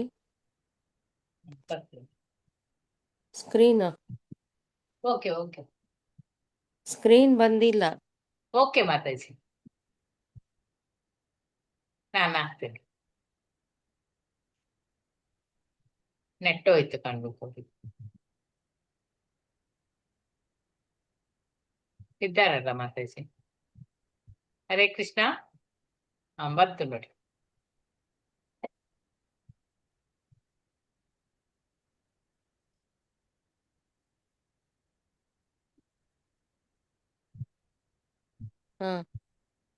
ಕೃಷ್ಣನ ಮೊದಲ ಅನಂತರ ಸೌರವ್ಯೂಹಗಳು. ಅನಂತರ ಬ್ರಹ್ಮ ಇಡೀ ಮಾನವ ಕುಲವನ್ನು ಮತ್ತು ಪ್ರಾಣಿ ಸಂಕುಲವನ್ನು ಸೃಷ್ಟಿಸುತ್ತಾನೆ. ಕ್ಷೀರೋದಕಶಾಹಿ ವಿಷ್ಣು ತಾನೇ ನಿಯಂತ್ರಿಸುತ್ತಿರುವ ಮತ್ತು ಸಂರಕ್ಷಿಸುತ್ತಿರುವ ಬ್ರಹ್ಮಾಂಡದಲ್ಲಿ ಕ್ಷೀರ ಸಮುದ್ರದ ಮೇಲೆ ಪವಡಿಸಿರುತ್ತಾನೆ. ಹೀಗೆ ಬ್ರಹ್ಮ ಸೃಷ್ಟಿಕರ್ತ, ವಿಷ್ಣು ಸಂರಕ್ಷಕ ಮತ್ತು ಪ್ರಳಯದ ಸಂದರ್ಭದಲ್ಲಿ ಶಿವ ಎಲ್ಲವನ್ನೂ ಲಯಗೊಳಿಸುತ್ತಾನೆ. ಚೈತನ್ಯ ಚರಿತಾಮೃತದ ಮೊದಲ 11 ಶ್ಲೋಕಗಳಲ್ಲಿ ಕೃಷ್ಣದಾಸ ಕವಿರಾಜ್ ಗೋಸ್ವಾಮಿ ಅವರು ಶ್ರೀ ಚೈತನ್ಯ ಮಹಾಪ್ರಭುಗಳನ್ನು ಪರಮಪುರುಷ ಶ್ರೀಕೃಷ್ಣ ಎಂದು ಮತ್ತು ಶ್ರೀ ನಿತ್ಯಾನಂದರನ್ನು ಕೃಷ್ಣನ ಮೊದಲ ವಿಸ್ತರಣೆಯಾದ ಬಲರಾಮನಾಗಿಯೂ ಚರ್ಚಿಸಿದ್ದಾರೆ. ಸ್ವಲ್ಪ ಮೇಲೆ ಹೋಗ್ಬೇಕು. ಮತ್ತೆ 12, 13ನೆಯ ಶ್ಲೋಕಗಳಲ್ಲಿ ಮಹಾವಿಷ್ಣುವಿನ ಅವತಾರ ಮತ್ತು ಶ್ರೀ ಚೈತನ್ಯ ಮಹಾಪ್ರಭುಗಳ ಪ್ರಮುಖ ಅನುಯಾಯಿಯೂ ಆಗಿದ್ದ ಅದ್ವೈತಾಚಾರ್ಯ ಅವರ ಬಗ್ಗೆ ವಿವರಿಸುತ್ತಾರೆ. ಹೀಗೆ ಅದ್ವೈತಾಚಾರ್ಯರು ಭಗವಂತನೇ ಅನ್ನಿಸಿಕೊಳ್ಳುತ್ತಾರೆ.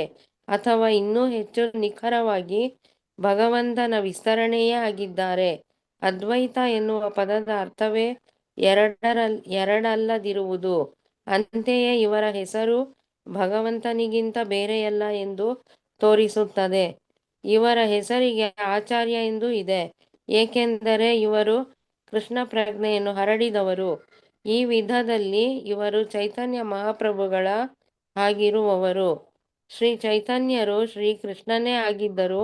ಸಾಮಾನ್ಯ ಜನರಿಗೆಲ್ಲ ಕೃಷ್ಣನನ್ನು ಹೇಗೆ ಪ್ರೀತಿಸುವುದು ಎಂದು ಬೋಧಿಸಲು ಅವರು ಒಬ್ಬ ಭಕ್ತನಾಗಿಯೇ ಅವತರಿಸಿದರು. ಹೀಗೆಯೇ ಅದ್ವೈತಾಚಾರ್ಯರು ಭಗವಂತನೇ ಆಗಿದ್ದರು, ಕೃಷ್ಣ ಪ್ರಜ್ಞೆಯ ಜ್ಞಾನವನ್ನು ಹಂಚಲು ಅವತರಿಸಿದರು. ಹೀಗಾಗಿ ಅವರ ಭಕ್ತನಾಗಿ ಅವತರಿಸಿದ ಭಗವಂತ. ಹರೇ ಕೃಷ್ಣ. ಹರೇ ಕೃಷ್ಣ. ಧನ್ಯವಾದಗಳು ಮಾತಾಜಿ. ಮಂಜುಳಾ ದೇವಿ ಮಾತಾಜಿ. ಮಂಜುಳಾ ದೇವಿ.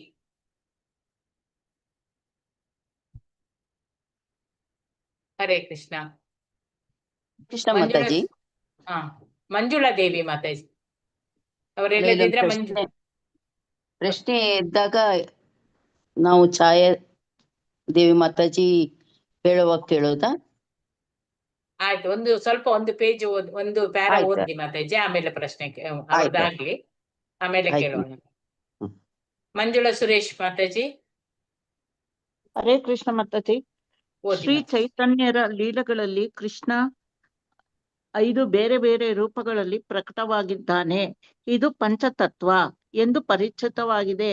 ಇದಕ್ಕೆ ಶೀಲಕೃಷ್ಣದಾಸ ಕವಿರಾಜರು ಚೈತನ್ಯ ಚರಿತಾಮೃತದ 14 ಶ್ಲೋಕಗಳಲ್ಲಿ ಗೌರವ ಸಲ್ಲಿಸಿದ್ದಾರೆ. ಕೃಷ್ಣ ಮತ್ತು ಅವನ ಜೊತೆಗಾರರು ಭಗವಂತನ ಭಕ್ತರಾಗಿ ಶ್ರೀ ಕೃಷ್ಣ ಚೈತನ್ಯ, ಶ್ರೀ ನಿತ್ಯಾನಂದ ಪ್ರಭು, ಶ್ರೀ ಅದ್ವೈತಾಚಾರ್ಯ, ಶ್ರೀ ಗದಾಧರ ಪ್ರಭು ಮತ್ತು ಶ್ರೀನಿವಾಸ ಪ್ರಭು ಎಂದು ಕಾಣಿಸಿಕೊಂಡಿದ್ದಾರೆ. ಶ್ರೀವಾಸ ಪ್ರಭು ಎಂದು ಕಾಣಿಸಿಕೊಂಡಿದ್ದಾರೆ.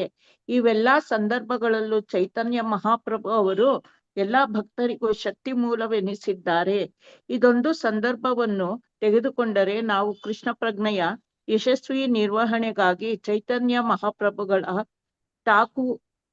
ಠಾಕೂರ ಅವರು ಹೀಗೆ ಹಾಡಿದ್ದಾರೆ: ನನ್ನ ಪ್ರೀತಿಯ ಶ್ರೀ ಚೈತನ್ಯರೇ, ದಯವಿಟ್ಟು ನನ್ನ ಮೇಲೆ ಕರುಣೆ ತೋರಿಸಿ. ನಿಮ್ಮಷ್ಟು ಕರುಣಾಶಾಲಿಗಳು ಬೇರೆ ಯಾರೂ ಇಲ್ಲ. ನನ್ನ ಈ ಪ್ರಾರ್ಥನೆ ಬಹಳ ತುರ್ತಾದದ್ದು, ಏಕೆಂದರೆ ನಿಮ್ಮ ಗುರಿಯೇ ಪತಿತಾತ್ಮರನ್ನು ಉದ್ಧಾರ ಮಾಡುವುದು ಮತ್ತು ನನಗಿಂತಲೂ ಹೆಚ್ಚು ಕೆಳಗೆ ಬಿದ್ದಿರುವವರು ಬೇರೆ ಇಲ್ಲ. ಆದ್ದರಿಂದ ಬೇಗ ಕೃಪಾ ತೋರಲು ಪ್ರಾರ್ಥಿಸುತ್ತೇನೆ. ಶ್ಲೋಕ 15ರಲ್ಲಿ ಕೃಷ್ಣರಾಜ ಕವಿರಾಜ ಗೋಸ್ವಾಮಿ ತಮ್ಮ ಗೌರವಗಳನ್ನು ನೇರವಾಗಿ ಕೃಷ್ಣನಿಗೆ ಸಲ್ಲಿಸಲು ಪ್ರಾರಂಭಿಸುತ್ತಾರೆ. ಕೃಷ್ಣದಾಸ ಕವಿರಾಜರು ವೃಂದಾವನ ವಾಸಿಯಾಗಿದ್ದವರು ಮತ್ತು ಮಹಾಭಕ್ತರು. ತಮ್ಮ ಕುಟುಂಬದೊಂದಿಗೆ ಬಂಗಾಳದ ಬರದ್ವಾನ್ ಜಿಲ್ಲೆಯ ಒಂದು ಪುಟ್ಟ ಗ್ರಾಮ ಕಟ್ವಾದಲ್ಲಿ ವಾಸವಾಗಿದ್ದರು. ತಮ್ಮ ಕುಟುಂಬದೊಂದಿಗೆ ರಾಧಾಕೃಷ್ಣರನ್ನು ಆರಾಧಿಸುತ್ತಿದ್ದರು ಮತ್ತು ಒಮ್ಮೆ ಕುಟುಂಬದಲ್ಲಿ ದೈವಾರಾಧನೆಯ ಬಗ್ಗೆ ಅಭಿಪ್ರಾಯ ಭೇದ ಬಂದಾಗ ಮನೆಯನ್ನು ಬಿಟ್ಟು ವೃಂದಾವನಕ್ಕೆ ಹೋಗುವಂತೆ ಕನಸಿನಲ್ಲಿ ಕಾಣಿಸಿಕೊಂಡ ನಿತ್ಯಾನಂದ ಪ್ರಭುಗಳು ಸಲಹೆ ನೀಡಿದರು. ತುಂಬಾ ವಯಸ್ಸಾಗಿದ್ದರೂ ಅದೇ ರಾತ್ರಿಯೇ ಹೊರಟು ವೃಂದಾವನ ತಲುಪಿ ವಾಸಕ್ಕೆ ನಿಂತರು. ಅಲ್ಲಿದ್ದಾಗ ಶ್ರೀ ಚೈತನ್ಯ ಮಹಾಪ್ರಭುಗಳ ಪ್ರಮುಖ ಶಿಷ್ಯರಾದ ಗೋಸ್ವಾಮಿಗಳನ್ನವರು ಭೇಟಿಯಾದರು. ವೃಂದಾವನದ ಭಕ್ತರು ಚೈತನ್ಯ ಚರಿತಾಮೃತವನ್ನು ರಚಿಸುವಂತೆ ಇವರನ್ನು ಪ್ರಾರ್ಥಿಸಿದರು. ತುಂಬಾ ವಯಸ್ಸಾದ ಘಟ್ಟದಲ್ಲಿ ಈ ಕೆಲಸವನ್ನವರು ಪ್ರಾರಂಭಿಸಿದರು. ಶ್ರೀ ಚೈತನ್ಯರ ಅನುಗ್ರಹದಿಂದ ಅದನ್ನು ಮುಗಿಸಿದರು. ಇಂದಿಗೂ ಈ ಕೃತಿ ಚೈತನ್ಯ ಮಹಾಪ್ರಭುಗಳ ತತ್ವದರ್ಶನ ಮತ್ತು ಜೀವನದ ಬಗ್ಗೆ ಅತ್ಯಂತ ಅಧಿಕೃತ ಕೃತಿಯಾಗಿ ಉಳಿದುಕೊಂಡಿದೆ. ಕೃಷ್ಣದಾಸ ಕವಿರಾಜ. ಹರೇ ಕೃಷ್ಣ. ಹರೇ ಕೃಷ್ಣ. ಧನ್ಯವಾದಗಳು ಮಾತಾಜಿ. ಇನ್ನು ಸಾಕು. ನೆಕ್ಸ್ಟ್ ಚಿತ್ರಮೋಹಿನಿ ಮಾತಾಜಿ. ಹರೇ ಕೃಷ್ಣ ಮಾತಾಜಿ. ಹರೇ ಕೃಷ್ಣ. ಸೃಷ್ಟಿಸಲು ವಿಷ್ಣುವಿಗೆ ಏನೂ ಬೇಕಾಗಿಲ್ಲ. ಬ್ರಹ್ಮನಿಗೆ ಜನ್ಮ ಕೊಡಲು ಅವನಿಗೆ ಲಕ್ಷ್ಮೀ ದೇವಿಯೂ ಅಗತ್ಯವಿರಲಿಲ್ಲ. ಬ್ರಹ್ಮ ಹುಟ್ಟಿದು ವಿಷ್ಣುವಿನ ನಾಭಿಯಿಂದ ಅರಳಿದ ಕಮಲದ ಹೂವಿನಿಂದ. ಲಕ್ಷ್ಮೀ ದೇವಿ ವಿಷ್ಣುವಿನ ಪಾದದ ಬಳಿ ಕುಳಿತು ಅವನನ್ನು ಸೇವಿಸುತ್ತಾಳೆ. ಈ ಐಹಿಕ ಪ್ರಪಂಚದಲ್ಲಿ ಲೈಂಗಿಕ ಸಂಬಂಧ ಮಕ್ಕಳನ್ನು ಸೃಷ್ಟಿಸಲು ಬೇಕೇ ಬೇಕು. ಆದರೆ ಆಧ್ಯಾತ್ಮಿಕ ಪ್ರಪಂಚದಲ್ಲಿ ಒಬ್ಬ ತನ್ನ ಹೆಂಡತಿಯ ಸಹಾಯವಿಲ್ಲದೆಯೇ ತನಗಿಷ್ಟ ಬಂದಷ್ಟು ಮಕ್ಕಳನ್ನು ಸೃಷ್ಟಿಸಲು ಸಾಧ್ಯ ಅಂತ ಇಲ್ಲಿ ಹೇಳ್ತಾ ಇದ್ದಾರೆ. ಆದ್ದರಿಂದ ಅಲ್ಲಿ ಲೈಂಗಿಕ ಸೇರುವಿಕೆ ಇಲ್ಲ. ನಮಗೆ ಆಧ್ಯಾತ್ಮಿಕ ಶಕ್ತಿಯೊಂದಿಗೆ ಅನುಭವವಿಲ್ಲದಿರುವುದರಿಂದ ಬ್ರಹ್ಮನ ಹುಟ್ಟು ವಿಷ್ಣುವಿನ ನಾಭಿಯಿಂದಾಯಿತು ಎನ್ನುವುದನ್ನು ಒಂದು ಕಪೋಲ ಕಲ್ಪಿತ ಕಥೆ ಎಂದು ಭಾವಿಸಿಬಿಡುತ್ತೇವೆ. ಆದರೆ ಆಧ್ಯಾತ್ಮಿಕ ಶಕ್ತಿ ಎಷ್ಟು ಶಕ್ತಿಯುತವಾಗಿದೆ ಎಂದರೆ ಅದು ಏನನ್ನು ಬೇಕಾದರೂ ಎಲ್ಲವನ್ನೂ ಬೇಕಾದರೂ ಮಾಡಿಬಿಡಬಹುದು ಎನ್ನುವುದು ನಮಗೆ ತಿಳಿದಿಲ್ಲ. ಐಹಿಕ ಶಕ್ತಿ ಕೆಲವು ನಿಯಮಗಳಿಗೆ ಬದ್ಧವಾಗಿದೆ, ಆದರೆ ಆಧ್ಯಾತ್ಮಿಕ ಶಕ್ತಿ ಸಂಪೂರ್ಣ ಒಂದು ಸ್ವತಂತ್ರ. ಲೆಕ್ಕವಿಲ್ಲದಷ್ಟು ಲೋಕಗಳು ಬೀಜಗಳ ಹಾಗೆ ಮಹಾವಿಷ್ಣುವಿನ ಚರ್ಮ ರಂಧ್ರಗಳಲ್ಲಿ ನೆಲೆಸಿವೆ ಮತ್ತು ಅವನು ನಿಶ್ವಾಸವಿಳಿಸಿದಾಗ ಅವೆಲ್ಲ ಹೊರ ಉದುರುತ್ತವೆ. ಐಹಿಕ ಪ್ರಪಂಚದ ನಮಗೆ ಇಂಥ ವಿಷಯಗಳ ಅನುಭವ ಇಲ್ಲ. ಆದರೆ ನಾವು ಖಂಡಿತವಾಗಿಯೂ ಅಡ್ಡ ಮಾರ್ಗದ ಪ್ರತಿಬಿಂಬವನ್ನು ಬೆವರು ಹರಿಸುವ ಅತಿಶಯ ಪ್ರಕ್ರಿಯೆಯಲ್ಲಿ ಅನುಭವಿಸುತ್ತೇವೆ. ಮಹಾವಿಷ್ಣುವಿನ ಒಂದು ಉಸಿರಿನ ಕಾಲಮಾನವನ್ನು ಕಲ್ಪಿಸಿಕೊಳ್ಳಲು ನಮ್ಮಿಂದ ಸಾಧ್ಯ ಇಲ್ಲ. ಆದರೆ ಆ ಒಂದು ಉಸಿರಿನಲ್ಲಿ ಎಲ್ಲ ಲೋಕಗಳು ಸೃಷ್ಟಿಯಾಗುತ್ತವೆ. ಇದನ್ನು ಬ್ರಹ್ಮ ಸಂಹಿತೆ ವಿವರಿಸಲಾಗಿದೆ. ಬ್ರಹ್ಮದೇವರು ಉಳಿಯುವುದು ದೇವರ ಬರೀ ಒಂದು ಉಸಿರಿನ ಸಮಯದವರೆಗೆ ಮಾತ್ರ. ಸೊ ಬ್ರಹ್ಮದೇವ ಉಳಿಯೋದು ದೇವರ ಒಂದು ಉಸಿರಿನ ಸಮಯದವರೆಗೆ ಮಾತ್ರ ಅಂತೆ. ಮತ್ತು ಮನುಷ್ಯ ಕಾಲಮಾನದ 432 ಕೋಟಿ ವರ್ಷಗಳು. ಇಂಗ್ಲಿಷಲ್ಲಿ 4 ಬಿಲಿಯನ್ ಮತ್ತು 320 ಮಿಲಿಯನ್ ಅಂತ ಹಾಕಿದ್ದಾರೆ. ಬ್ರಹ್ಮನ ಬರೀ 12 ಗಂಟೆಗಳಾಗುತ್ತೆ ಅದು. ಮತ್ತೆ ಬ್ರಹ್ಮ ತನ್ನ ಲೆಕ್ಕಾಚಾರದ 100 ವರ್ಷ ಜೀವಿಸಿರುತ್ತಾನೆ. ಹೀಗಿದ್ದರೂ ಬ್ರಹ್ಮನ ಇಡೀ ಆಯಸ್ಸು ಮಹಾವಿಷ್ಣುವಿನ ಒಂದೇ ಒಂದು ಉಸಿರಿನೊಳಗೆ ಅಡಕವಾಗಿದೆ. ಸೊ ಅಂತೆಯೇ ಶ್ರೀ ನಿತ್ಯಾನಂದರ ಭಾಗಾಂಶವೇ ಆಗಿರುವ ಮಹಾವಿಷ್ಣುವಿನ ಉಸಿರಾಟದ ಸಾಮರ್ಥ್ಯವನ್ನು ಕಲ್ಪಿಸಿಕೊಳ್ಳಲು ನಮ್ಮಿಂದ ಸಾಧ್ಯವಿಲ್ಲ. ಇದನ್ನು ಚೈತನ್ಯ ಚರಿತಾಮೃತದ ಲೇಖಕರು 9ನೇ ಶ್ಲೋಕದಲ್ಲಿ ವಿವರಿಸಿದಾರಂತೆ. ಇದೇನೋ ಇದು ಸ್ವಲ್ಪ ಇದಾಗಿದೆ. ಶ್ರೀ ನಿತ್ಯಾನಂದರ ಭಾಗಾಂಶವೇ ಆಗಿರುವ ಮಹಾವಿಷ್ಣುವಿನ ಉಸಿರಾಟದ ಸಾಮರ್ಥ್ಯವನ್ನು ಕಲ್ಪಿಸಿಕೊಳ್ಳಲು ನಮ್ಮಿಂದ ಸಾಧ್ಯ ಇಲ್ಲ. ಇದನ್ನು ನಾವು 9ನೇ ಶ್ಲೋಕದಲ್ಲಿ ಅವರು ವಿವರಿಸಿದರೆ ಅಲ್ಲಿ ನೋಡೋಣ. 10ನೇ ಮತ್ತು 11ನೇ ಶ್ಲೋಕಗಳಲ್ಲಿ ಕೃಷ್ಣದಾಸ್ ಕವಿರಾಜರು ಮಹಾವಿಷ್ಣುವಿನ ಮುಂದಿನ ಸಂಪೂರ್ಣ ವಿಸ್ತರಣೆಗಳಾದ ಗರ್ಭೋದಕಶಾಹಿ ವಿಷ್ಣು ಮತ್ತು ಕ್ಷೀರೋದಕಶಾಹಿ ವಿಷ್ಣು ಕುರಿತು ವಿವರಿಸುತ್ತಾರೆ. ಗರ್ಭೋದಕಶಾಹಿ ವಿಷ್ಣುವಿನ ನಾಭಿಯಿಂದ ಪುಟಿದೆದ್ದ ಕಮಲದ ಹೂವಿನಲ್ಲಿ ಬ್ರಹ್ಮ ಅವತರಿಸುತ್ತಾನೆ ಮತ್ತು ಕಮಲದ ಕಾಂಡದ ಸುತ್ತಲೂ ಅನೇಕಾನೇಕ ಸೌರ್ಯವೂಹಗಳು. ಅನಂತರ ಬ್ರಹ್ಮ ಇಡೀ ಮಾನವ ಕುಲವನ್ನು ಮತ್ತು ಪ್ರಾಣಿ ಸಂಕುಲವನ್ನು ಸೃಷ್ಟಿಸುತ್ತಾನೆ. ಕ್ಷೀರೋದಕಶಾಹಿ ವಿಷ್ಣು ತಾನೇ ನಿಯಂತ್ರಿಸುತ್ತಿರುವ ಮತ್ತು ಸಂರಕ್ಷಿಸುತ್ತಿರುವ ಬ್ರಹ್ಮಾಂಡದಲ್ಲಿ ಕ್ಷೀರ ಸಮುದ್ರದ ಮೇಲೆ ಪವಡಿಸಿರುತ್ತಾನೆ. ಹೀಗೆ ಬ್ರಹ್ಮ ಸೃಷ್ಟಿಕರ್ತ, ವಿಷ್ಣು ಸಂರಕ್ಷಕ ಮತ್ತು ಪ್ರಳಯ ಸಂದರ್ಭದಲ್ಲಿ ಶಿವ ಎಲ್ಲವನ್ನೂ ಲಯಗೊಳಿಸುತ್ತಾನೆ. ಚೈತನ್ಯ ಚರಿತಾಮೃತದ ಮೊದಲ 11 ಶ್ಲೋಕಗಳಲ್ಲಿ ಕೃಷ್ಣದಾಸ್ ಕವಿರಾಜ್ ಗೋಸ್ವಾಮಿ ಅವರು ಶ್ರೀ ಚೈತನ್ಯ ಮಹಾಪ್ರಭುಗಳನ್ನು ಪರಮಪುರುಷ ಶ್ರೀಕೃಷ್ಣ ಎಂದು ಮತ್ತು ಶ್ರೀ ನಿತ್ಯಾನಂದರನ್ನು ಕೃಷ್ಣನ ಮೊದಲ ವಿಸ್ತರಣೆಯಾದ ಬಲರಾಮನಾಗಿಯೂ ಚರ್ಚಿಸಿದ್ದಾರೆ.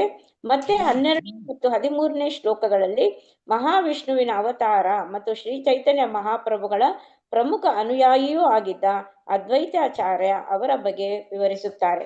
ಹೀಗೆ ಅದ್ವೈತಾಚಾರ್ಯರು ಭಗವಂತನೇ ಅನಿಸಿಕೊಳ್ಳುತ್ತಾರೆ, ಅಥವಾ ಇನ್ನೂ ಹೆಚ್ಚು ನಿಖರವಾಗಿ ಭಗವಂತನ ವಿಸ್ತರಣೆಯೇ ಆಗಿದ್ದಾರೆ. ಅದ್ವೈತ ಎನ್ನುವ ಪದದ ಅರ್ಥವೇ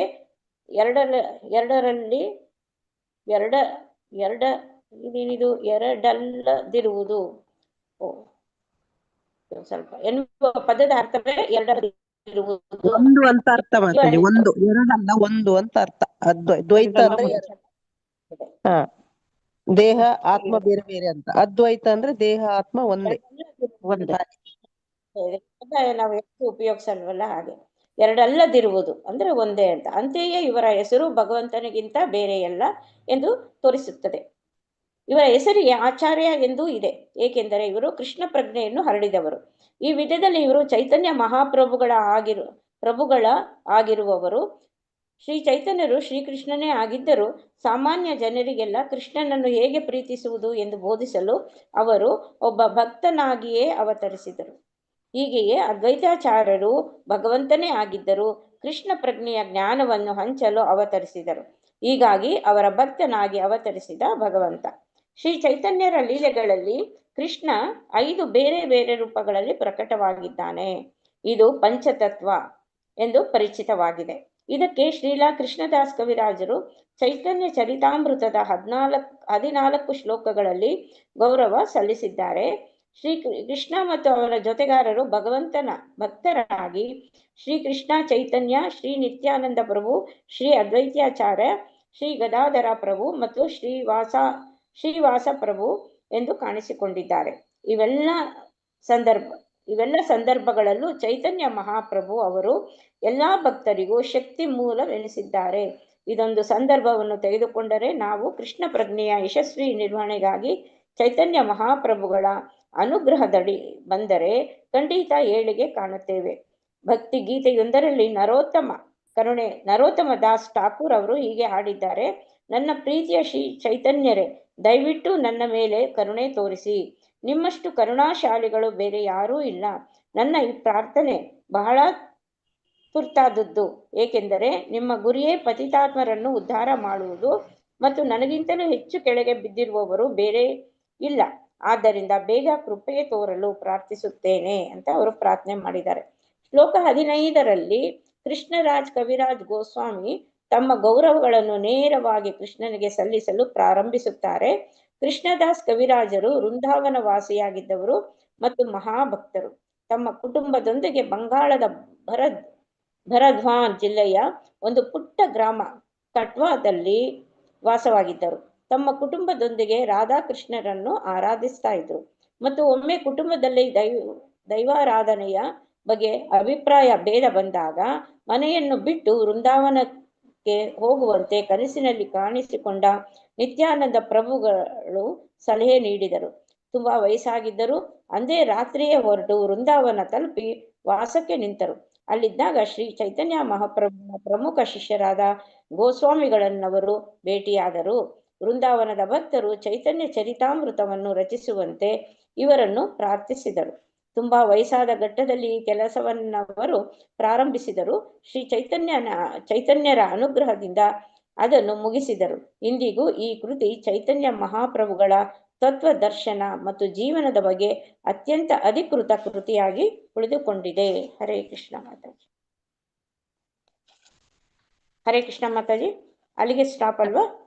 ಹೌದು, ಅಲ್ಲಿಗೆ ಸ್ಟಾಪ್. ಅಲ್ಲಿ ಒಂದು ಪದ್ಯ ಹೇಳಿದ್ದಾರೆ, ಶ್ರೀ ಚೈತನ್ಯ ಪ್ರಭು ದಯ ಕರು ಮೋರೆ ಅಂತ ಉಂಟಲ್ಲ, ಅದೇ ಪದ್ಯ ಪ್ರಾರ್ಥನೆ ಮಾಡಿದವರು ವೈಷ್ಣವ ಹಾಡಲ್ಲಿದೆ. ಹರಿಣಿ ಮಾತಾಜಿ. ಹರೇ ಕೃಷ್ಣ ಮಾತಾಜಿ. ಏನಿಲ್ಲ, ನನ್ಗೆ ಅದೇ ಇದು ದ್ವೈತ ಅದ್ವೈತ ಸಿದ್ಧಾಂತಗಳ ಬಗ್ಗೆ ತೊಂದರೆ ಬರುತ್ತೆ ಮಾತಾಜಿ. ಅಲ್ಲಿ ಅದ್ವೈತರು ಅಂತ ಹೇಳಿದಾಗ ಈ ನಿರಾಕಾರವಾದಿಗಳು ಅದ್ವೈತರ ಅಂತ ಅನ್ಕೊಂಡು ನಾವು ಹೇಳ್ತೀವಿ, ನಾವು ಅವರನ್ನ ಒಪ್ಪೋದಿಲ್ಲ. ಯಾಕಂದ್ರೆ ಕೃಷ್ಣ ಮತ್ತೆ ಈ ಚೇತನಾತ್ಮ ಪರಮಾತ್ಮ ಚೇತನಾತ್ಮ ಎರಡೂ ಕೂಡ ಬೇರೆ ಬೇರೆ ಅಂತ ತಾನೇ ನಾವು ಹೇಳೋದು. ಗುಣಾತ್ಮಕ ಮತ್ತು ಪ್ರಮಾಣಾತ್ಮಕ ಅಂತ ಹೇಳ್ತೀವಲ್ಲ ಮಾತಾಜಿ ನಾವು. ಅದು ನಂಗೆ ಸ್ವಲ್ಪ ಕನ್ಫ್ಯೂಷನ್ ಇದ್ದಿದ್ದಕ್ಕೆ ಅದು ಹೇಗೆ ನಾವು ಅದ್ವೈತ ಅನ್ನೋದು ಇಲ್ಲಿ ಅದಕ್ಕೆ ಸ್ವಲ್ಪ ಕ್ಲಾರಿಟಿ ಬೇಕಾಗಿತ್ತು ಮಾತಾಜಿ ಅಷ್ಟೇ. ಚೈತನ್ಯ ಮಹಾಪ್ರಭುಗಳಿಗೆ ಹೇಳಿದ್ದಾರೆ ಮಾತಾಜಿ. ಚೈತನ್ಯ ಮಹಾಪ್ರಭುಗಳು ಅವರಿಗೆ ಹೇಳಿದ್ದಾರೆ, ಅವರು ಕೃಷ್ಣನ ಅವತಾರನೇ ಅಂತ, ಅವ್ರು ಬೇರೆ ಅಲ್ಲ ಆತರ ಹೇಳಿದ್ದಾರೆ. ಇಲ್ಲಿ ಅದ್ವೈತ ಅಂತ ಹೇಳಿದ್ರೆ ನಿರಾಕಾರ ಅದು ಹೇಳಲಿಲ್ಲ. ಇಲ್ಲ ಇಲ್ಲ ಇಲ್ಲ, ಅದೆಲ್ಲ ನಾ ಹೇಳ್ತಾ ಇರೋದು ಅದ್ವೈತಾಚಾರ್ಯರು. ನಾನು ಇವ್ರ ಬಗ್ಗೆ ಹೇಳ್ತಾ ಇಲ್ಲ.